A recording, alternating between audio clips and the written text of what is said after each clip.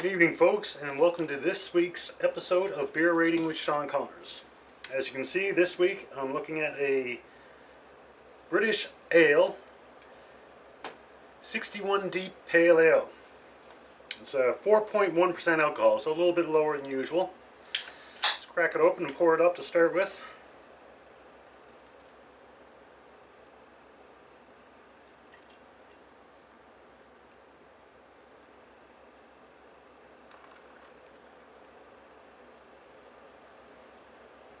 There we go, got a nice golden clear color. Bit of a fruity, a little bit of a spicy aroma. Very flavorful. Typical for an ale, I guess. I just talk about this one for a second. It's from a brewery out of the UK, Marston Brewery, in which the brewery itself, I think they were made or started up about 1898, so well over 100 years. They're out of a place called Burton on Trent. If that sounds familiar, it's basically last week when I was talking about the role of water in beer, we mentioned how different areas they're known for different beers. One of the ones I mentioned was Burton Upon Trent. It's in the northern England, and basically their water is high with gypsum in it. And as a result of that, that water was known for bringing out flavors of what they call robust English ales. At one point they had 200 breweries in the area because of the water. So actually this brewery it's been up there since 1898 and it's still there.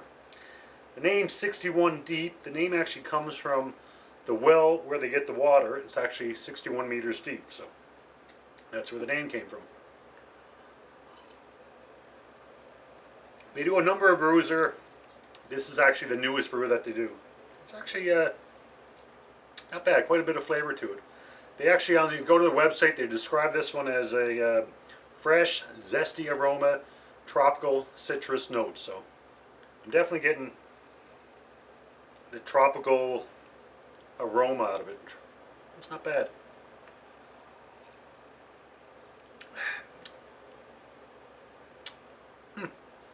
It's interesting beer, I must say. It's like I said, a lot of what we get in North America, the big sellers are lagers, they're Pilsner more or less, kind of clear, crisp, not a whole lot of taste to it. This one's a pale ale, so a little bit more taste. It's not overwhelming. A lot of stronger ales, you'll get a strong flavor. This doesn't have that. It's got a little bit of a bite to it, but not an overbearing or overwhelming.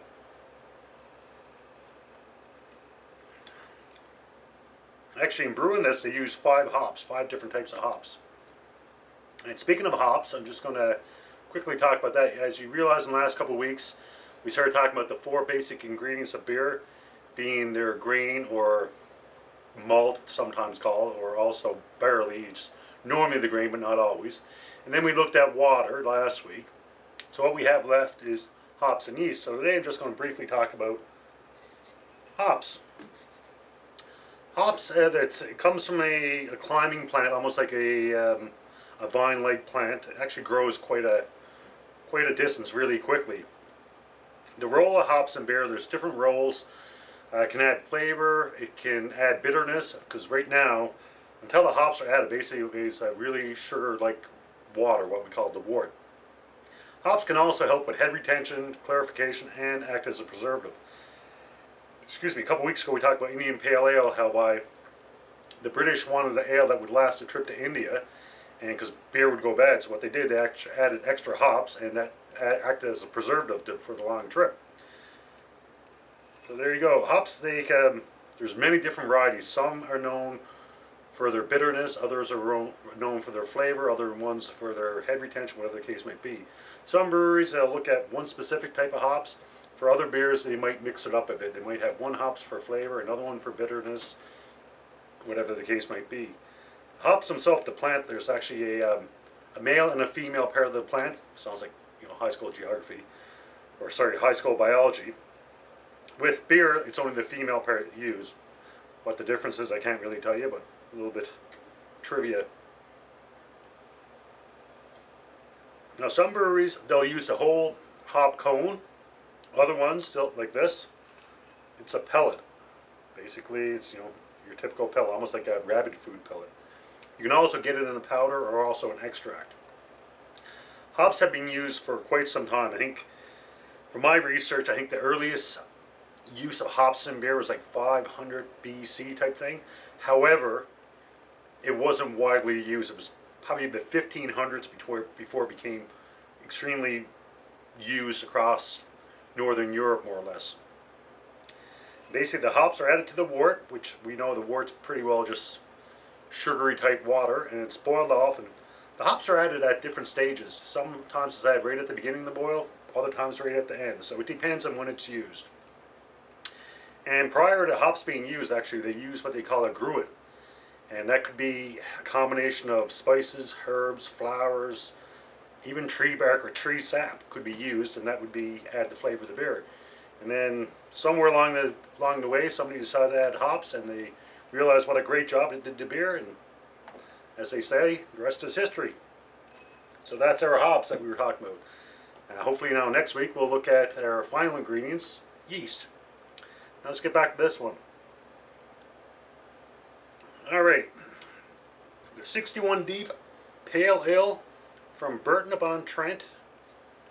I'm going to give it a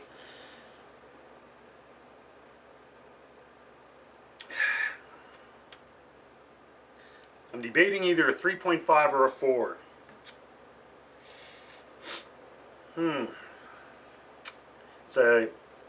It's definitely a good beer. It's tasty. Is it very good? I don't know. For my liking, once again, there's no science behind this. This is just what do I like.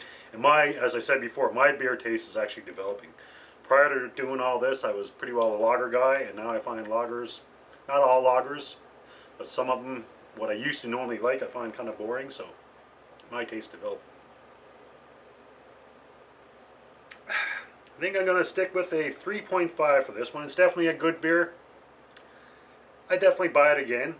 Yeah, I'm not quite there for a very good beer, but it's not a that bad beer. I definitely recommend it. Weekend's coming up. Pick a couple up and tell me what you think. Well, folks, that's it for this evening. As always, till next beer, enjoy responsibly. Cheers.